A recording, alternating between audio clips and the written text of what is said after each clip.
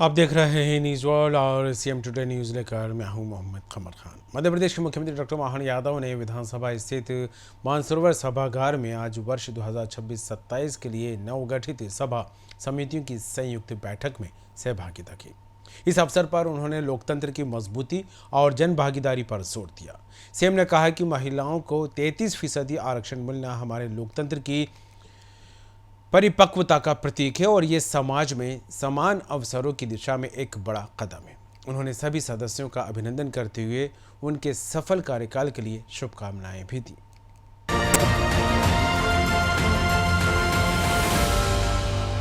माननीय अध्यक्ष विधानसभा श्रीमान नरेंद्र सिंह तोमर साहब, माननीय उप मुख्यमंत्री जगदीश देवड़ा जी, माननीय संसदीय कार्य मंत्री श्रीमान कैलाश जी साहब, इस अवसर पर नेता विपक्ष श्रीमान अमन सिंघार जी, हमारे PS शर्मा जी और आप सब, सच में विधानसभा के माननीय सभी सदस्यों के अधिकारों के लिए ये जो समितियों के माध्यम से हमको हमारे अधिकार संपन्न होने का एहसास भी होता है और कई प्रकार के कार्य को करने कराने के दरमियान प्रशासकीय अनुभव का भी यही अनुभव होता है, जिसके बलबूते पर हम अपने इन सारे कामों से जो एक तरह से विधायिका में दिए गए उन कामों को विधान से करने की एक हमको मौका भी मिलता है, अनुभव भी मिलता है और खुद का कॉन्फिडेंस भी डेवलप होता है। ये बात सही है, कभी कभी हमारे अपने अधिकारों को लेकर के भी जो सजगता की आवश्यकता है वो सजगता के साथ हम काम करते हैं, लेकिन ये भी बात सही कि हम इस सजगता के साथ अपनी तत्परता को मिला करके अगर विधानसभा के इन सारी समितियों में सक्रियतापूर्वक भाग लेते हैं और कितना अच्छा लगता है कि जब हम अपने राज्य के अलावा भी दूसरे राज्यों में जा करके भी उनके अपनी समितियों के काम को समझने का, देखने का, हमारे पूर्ववर्ती और विधानसभा के अपनी लाइब्रेरी में जाकर सारी समितियों के माध्यम से किए गए कामों के बलबूते पर जब भागीदार बनते तो अच्छा लगता है। कार्यमंत्रणा समिति के माध्यम से सदन के कार्यों का समय निर्धारण कराना, विभिन्न विषयों के आधार पर करना और आप धीरे धीरे करके हमारा ये परिपक्वता का एक अच्छा माहौल बन रहा है, जिसके कारण से और भी ऐसे मौके आए हैं। अब तो और सौभाग्य की बात है, अभी इसी महीने 33% आरक्षण बहनों को मिलना हमारे लिए सौभाग्य की बात है। माननीय मोदी जी के माध्यम से ये हमारा एक नए दौर का, नए प्रकार का लोकतंत्र का मौका आ रहा है। तो ये परिपक्व होता हुआ लोकतंत्र का जो वर्तमान का स्वरूप है, निश्चित रूप से वो हमारे संसदीय जीवन से आता है। मैं सभी माननीय अध्यक्षगण, उनकी सभी सदस्यगणों को भी अभिनंदन करता हूँ और सकारात्मक आधार पर सरकार आपके सभी प्रकार के सुझावों के साथ माननीय विधानसभा अध्यक्ष ने जो आपको शक्ति संपन्न करके इस विधानसभा की समितियों के माध्यम से दायित्व दिया, मैं सबको शुभकामना देता हूँ, बधाई देता हूँ। उम्मीद करता हूँ कि आपका सबका सफल कार्यकाल हमारे विधायकी कार्यकाल को स्वर्णिम बनाएगा। पुनः आपका वंदन, अभिनंदन, बहुत बहुत धन्यवाद।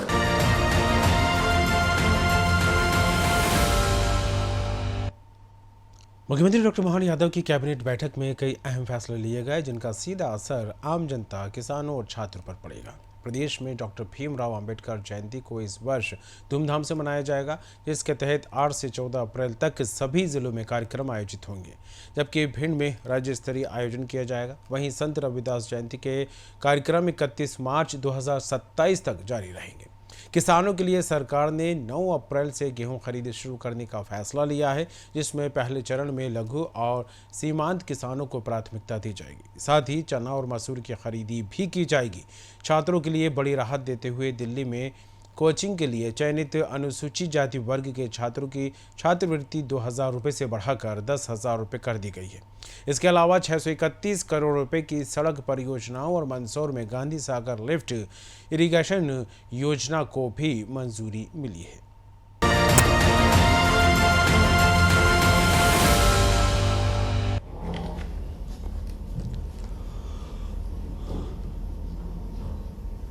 माननीय मुख्यमंत्री डॉक्टर मोहन यादव जी के अध्यक्षता में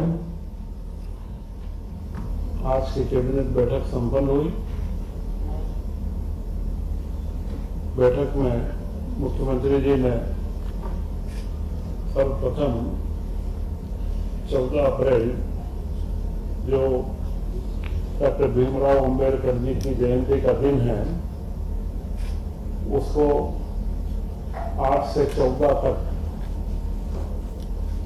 जयंती का पूरा कार्यक्रम हर जिले के अंदर प्रभारी मंत्री बना है और प्रभावी रूप से अंबेडकर जयंती का समारोह हर जिले में हो तथा इसका राज्य स्तरीय समारोह भिंड के अंदर किया जाएगा। इसी के साथ संत रविदास जयंती का यह वर्ष 31 मार्च 27 तक सामाजिक समरसता के वर्षों की पूरी कार्य योजना बनाई जा रही है, जिसके निर्देश आगे इसमें दिए जाएंगे। इसी के साथ में पिछले दिनों में मध्य प्रदेश को नए 4 लेन की ओर स्वीकृति हुई है। इसमें एक महत्वपूर्ण इटारसी बैतूल सेक्शन में जो टाइगर कॉरिडोर है वो 22 किलोमीटर का 758 करोड़ रुपए में स्वीकृत हुआ है। इसी के साथ निवाड़ी में और झांसी को जोड़ने वाले 15 किलोमीटर का बाईपास और ओरछा के तिगेला का निर्माण, ये मिलाकर के 631 करोड़ रुपए के बाईपास व 4 लेन की स्वीकृति प्राप्त हुई है। इनसे हमारे व्यापारी को आर्थिक पर्यटन के अंदर बढ़ोतरी होगी। यह सौगात हमारे केंद्रीय सड़क परिवहन राज्य मंत्री के राजमार्ग के मंत्री नितिन गडकरी जी के द्वारा दी गई, उनका आभार माना गया है। पिछले दिनों ही 3 अप्रैल को उज्जैन में एक Mahakal the master of science पर एक अंतर्राष्ट्रीय सम्मेलन हुआ और इस अंतर्राष्ट्रीय सम्मेलन में IIT के, इसरो के व अन्य वैज्ञानिकों ने सहभागिता करी और इससे उज्जैन की जो गौरवशाली पहचान थी काल गणना के लिए, जो महाकाल कहते हैं, उसके लिए केंद्रीय शिक्षा मंत्री धर्मेंद्र प्रधान जी एवं विचारक तथा समाजसेवी सुरेश सोनी जी वहां उपस्थित थे और एक उज्जैन साइंस सेंटर का लोकार्पण भी उसमें किया गया। इसमें भूमध्य रेखा और कर्क रेखा का कटाव केंद्र बिंदु जो पहले उज्जैन में था, अब उज्जैन से 32 किलोमीटर दूर डोंगला में शिफ्ट हुआ है, जहां पर एक वेधशाला का निर्माण भी ट्रस्ट के द्वारा किया गया है। 31 मार्च को MP-UP सहयोग सम्मेलन आयोजित किया गया। MP-UP सहयोग सम्मेलन में यह एक नया प्रयोग, पहला प्रयोग था। इसमें हर राज्य के विशिष्ट उत्पादों को प्रोत्साहन कैसे दें, एक दूसरे के सहयोग से उनके निर्यात की संभावना है, ODOP प्रोडक्ट की निर्यात की संभावना है और उसके साथ में उद्यम के अलावा भी पर्यटन व अन्य आध्यात्मिक केंद्रों के अंदर किस तरीके की सहभागिता हो सकती है, उसके बारे में चिंतन मनन हुआ। और पहला MOU काशी विश्वनाथ विशिष्ट क्षेत्र प्राधिकरण और महाकाल मंदिर प्रबंध समिति के बीच किया गया। यह अपने आप में पहला MOU है कि जिससे उनके दोनों जगह के अनुभवों को साझा करते हुए भविष्य योजनाओं का निर्माण किया जाएगा। ODOP प्रोडक्ट के भी बारे में चिंतन किया गया कि उन प्रोडक्ट का मार्केटिंग कैसे किया जाए तथा वाराणसी में पहली बार सम्राट विक्रमादित्य महानाट्य का मंचन हुआ। पिछले वर्ष मध्य प्रदेश स्थापना दिवस पे आपने भोपाल में भी वह कार्यक्रम देखा हुआ, एक भव्य रूप से वह कार्यक्रम आयोजित किया गया था। उसका नाट्य मंचन वहां हुआ, जिसमें उत्तर प्रदेश के मुख्यमंत्री योगी आदित्यनाथ जी उपस्थित थे और उन्होंने मुख्यमंत्री जी को निमंत्रण भी दिया है कि ऐसा है एक नाट्य मंचन अयोध्या में भी होना चाहिए, अयोध्या के राम मंदिर में, क्योंकि राम मंदिर के निर्माण काल को जजेस ने स्वीकार करा है कि विक्रमादित्य के काल में इस मंदिर का, जब अयोध्या के राम मंदिर का निर्माण का पुनर्निर्माण कार्य प्रारंभ हुआ था और उस समय वहां पर 22 के करीब नए मंदिरों का निर्माण अयोध्या में हुआ था, तो जो उस समय नाट्य मंचन का कार्य हुआ। इसी के साथ में विक्रमादित्य वैदिक घड़ी जो मुख्यमंत्री निवास के बाहर भी लगी है, जो उज्जैन में भी स्थापित की गई है, वही एक घड़ी वहां पर भेंट की गई और काशी विश्वनाथ मंदिर में विक्रमादित्य वैदिक घड़ी स्थापित हो चुकी है। तो यह जो कोई महत्वपूर्ण कार्य थे जिनको मुख्यमंत्री जी ने उल्लेख भी करा हुआ, निर्देश भी दिए। इसी के साथ में कई महत्वपूर्ण योजनाओं की स्वीकृति दी गई। इसमें महत्वपूर्ण था मंदसौर जिले में गांधी सागर बांध से भानपुरा तहसील में कोतमा की एक लिफ्ट इरिगेशन की योजना स्वीकृत की गई, जिसमें 3500 हेक्टेयर तक में करीब 120 ग्रामों में 1358 परिवारों को लाभ मिलेगा और यह योजना 88.41 करोड़ की योजना स्वीकृत की गई। और मंदसौर जिले के अंदर इन सारी योजनाओं को पुरानी और नई स्वीकृत करने के बाद अब 77% जितनी वहां पर सिंचित भूमि है, तो 77% तक में सिंचित व्यवस्था वहां पर की जा चुकी है। इसी के साथ एक महत्वपूर्ण निर्णय और कैबिनेट ने लिया है वित्तीय प्रबंधन के ऊपर।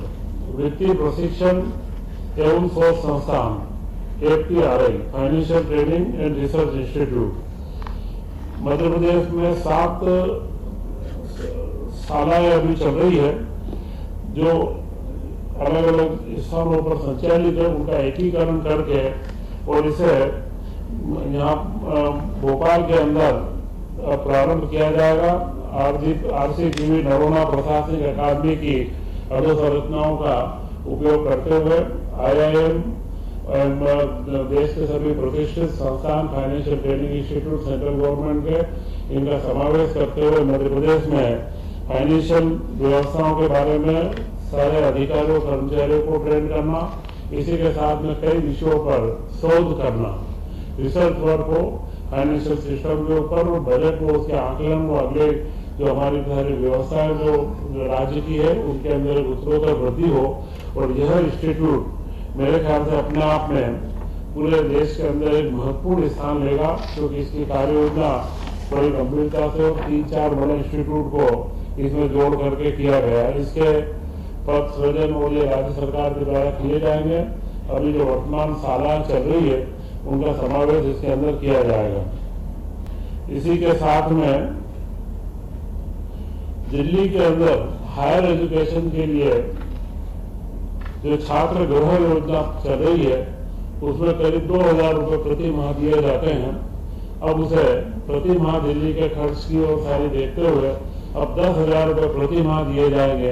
अनुसूचित जनजाति का पहले से ही 10,000 कर दिया गया था, अनुसूचित जाति वर्ग इसको वंचित रह रहा था, तो आज वो निर्णय भी लिया गया। और उसके साथ में पहले 50 बच्चों को यह दिया जा रहा था, अब PG पोस्ट ग्रेजुएट में भी 50 बच्चे और ग्रेजुएशन में 50 बच्चे, इनको 10,000 रुपए प्रति माह छात्रवृत्ति दी जाएगी। उज्जैन के अंदर सिंहस्थ को देखते हुए इसको रीजनल उड़ान के अंदर उड़ान योजना में उज्जैन हवाई पट्टी को शामिल किया गया है और उसके लिए 590 करोड़ रुपए की जमीनों की अधिग्रहण की स्वीकृति दी गई है। यह पूर्व में योजना स्वीकृति, इसका अनुमोदन किया गया है और यह उड़ान योजना के तहत इसके पूरे एयरपोर्ट का निर्माण का सारा कार्य केंद्र सरकार के द्वारा किया जाएगा और यह योजना बड़ी गति से आगे बढ़ाने के लिए लिया गया है। बाकी वाणिज्य कर की विभाग की 8 योजनाएं की निरंतरता 2952 करोड़ रुपए का अनुमोदन किया गया। वन क्षेत्रों की कार्य योजना और उसकी निरंतरता के लिए 5,215 करोड़ रुपए की स्वीकृति दी गई। शिक्षा विभाग की करीब 4,672 करोड़ की योजनाओं की निरंतरता को स्वीकृति दी गई है, जिसमें PM श्री विद्यालय और गरीब बच्चों के छात्रवृत्ति के लिए और RTE के जो हमारे नई न्यू एजुकेशन पॉलिसी और RTE के तहत अशासकीय स्कूलों में ट्यूशन फीस की प्रतिपूर्ति होती है, इन सबको मिला के 4,600 करोड़ की यह सारी निरंतरता की योजनाओं की पूर्ति की गई है। तो यह सारे महत्वपूर्ण निर्णय किसान कल्याण के, सिंचाई योजनाओं के, अधोसंरचना विकास के, ये सारे निर्णयों को आज किया गया है और मुख्यमंत्री डॉक्टर मोहन यादव जी ने जो सारे महत्वपूर्ण हमारे अम्बेडकर जयंती के ऊपर जो कार्यक्रमों को हमें एक जनमानस के अंदर बिठाने के लिए निर्णय लिए गए हैं। ये सारे कार्य आज की कैबिनेट के अंदर हम लोगों ने संपादित किए हैं और जिससे मध्य प्रदेश की विकास की गति निरंतर आगे बढ़े। जय हिंद।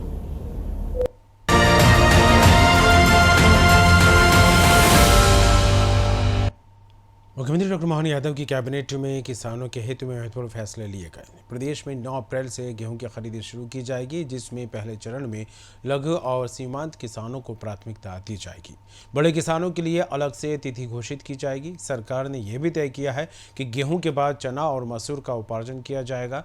चने के कुल उत्पादन का 25% और मसूर का 100% उत्पादन की खरीदी सरकार द्वारा की जाएगी। इन फैसलों से किसानों को उनकी उपज का बेहतर मूल्य मिलने की उम्मीद है और कृषि क्षेत्र को मजबूती मिलेगी।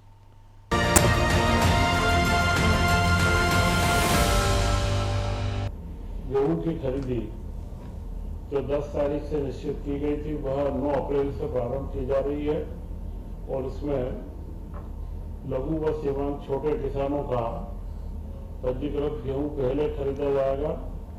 इसके बाद में बड़े किसानों को अलग से तारीखें दी जाएगी। इस वर्ष 78 लाख मीट्रिक टन की सीमा प्राप्त हुई थी, उसे बढ़ाने के लिए केंद्र सरकार से अनुरोध किया गया है।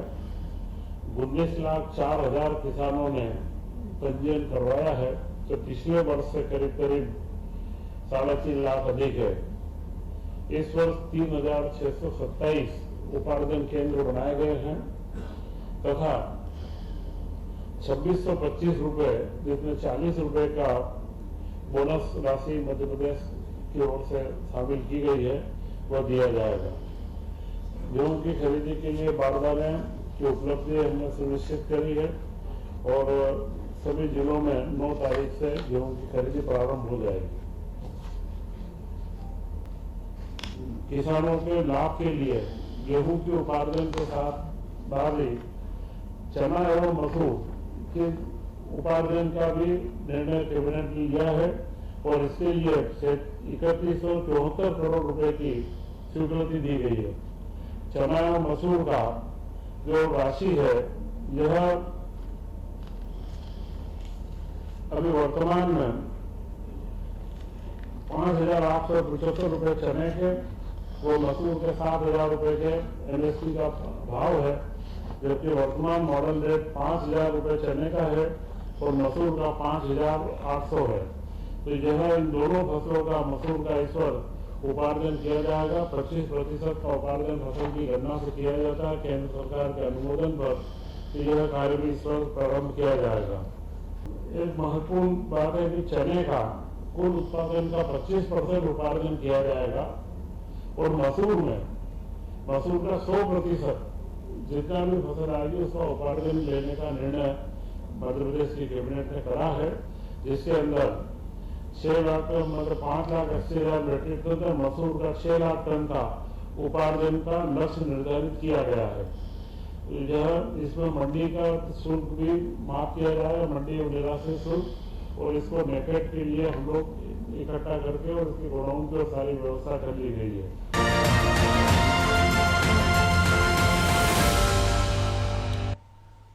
मध्य प्रदेश में शिक्षा के अधिकार यानी आरटीई के तहत 1,06,051 बच्चों को निजी स्कूलों में निःशुल्क प्रवेश दिया गया। मुख्यमंत्री मोहन यादव ने ट्वीट कर इसे ऐतिहासिक पहल बताया। उन्होंने कहा कि सरकार का लक्ष्य हर बच्चे तक शिक्षा पहुंचाना और उनके सपनों को उड़ान देना है। इस योजना से आर्थिक रूप से कमजोर वर्ग के बच्चों को बेहतर शिक्षा का अवसर मिलेगा। अभिभावकों में भी खुशी का माहौल है। सरकार का मानना है कि यह कदम प्रदेश में शिक्षा के स्तर को सुधारने और सामाजिक समानता को बढ़ावा देने में महत्वपूर्ण भूमिका निभाएगा।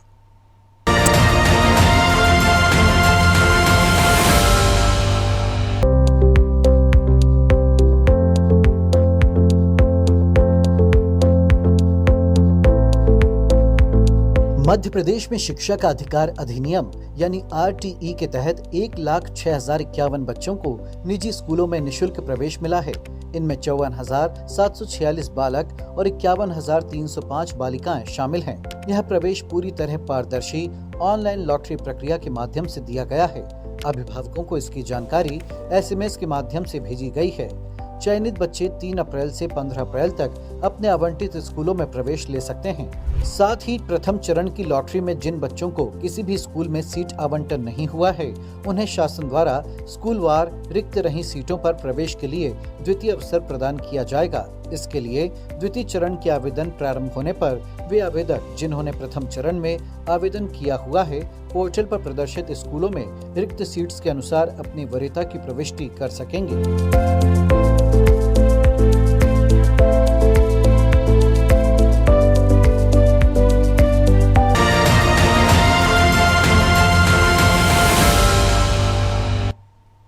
मुख्यमंत्री डॉक्टर मोहन यादव की अध्यक्षता में मंत्रालय में सिंहस्थ 2028 की तैयारियों को लेकर उच्च स्तरीय बैठक आयोजित की गई। इसमें व्यवस्थाओं को समयबद्ध और गुणवत्तापूर्ण ढंग से पूरा करने पर विशेष जोर दिया गया। मुख्यमंत्री ने साफ निर्देश दिए हैं कि सिंहस्थ से जुड़े सभी निर्माण और विकास कार्य साल 2027 की दीपावली तक हर हाल में पूरे कर लिए जाएं, ताकि आयोजन में किसी प्रकार की कमी न रह जाए। बैठक में यह भी तय किया गया है कि प्रबंधन व्यवस्था को मजबूत बनाने के लिए आवश्यक अधिकारियों और कर्मचारियों की तत्काल नियुक्ति की जाएगी। साथ ही उन्हें उनके दायित्वों के अनुरूप प्रशिक्षित करने के लिए सघन प्रशिक्षण कार्यक्रम भी शुरू किए जाएंगे।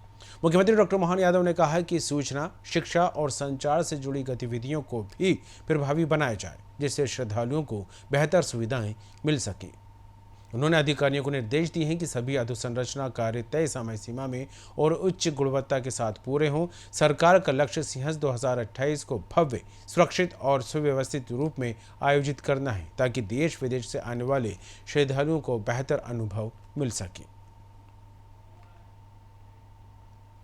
भोपाल के लोक भवन में नवनियुक्त राज्य सूचना आयुक्तों का आज शपथ ग्रहण समारोह आयोजित किया गया। राज्यपाल मंगूभाई पटेल ने आलोक नागर और राजेश भट्ट को पद और गोपनीयता की शपथ दिलाई। इस अवसर पर मुख्यमंत्री डॉक्टर मोहन यादव भी उपस्थित रहे।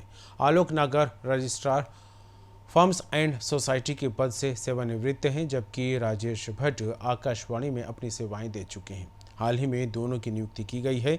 माना जा रहा है कि इनके अनुभव से सूचना आयोग की कार्यप्रणाली में पारदर्शिता और प्रभावशीलता को नई दिशा मिलेगी।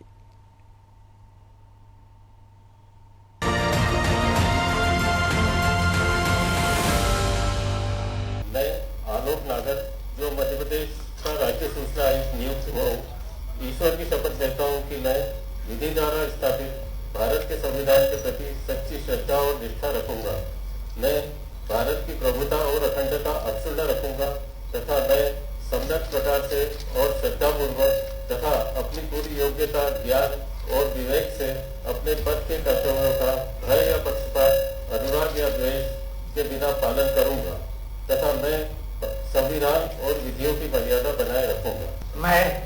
मैं राजेश भट्ट, जो मध्य प्रदेश का राज्य सूचना आयुक्त नियुक्त हुआ हूँ, ईश्वर की शपथ लेता हूँ कि मैं विधि द्वारा स्थापित भारत के संविधान के प्रति सच्ची श्रद्धा और निष्ठा रखूंगा।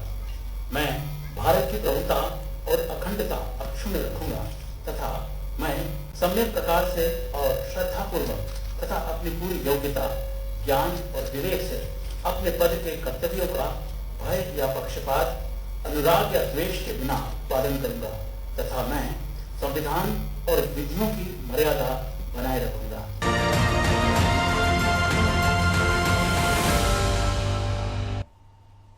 इसी के साथ इस खास कार्यक्रम सीएम टुडे न्यूज़ में फिलहाल इतना ही। खबरों का सिलसिला जारी रहेगा। देखते रहिए न्यूज़ वर्ल्ड।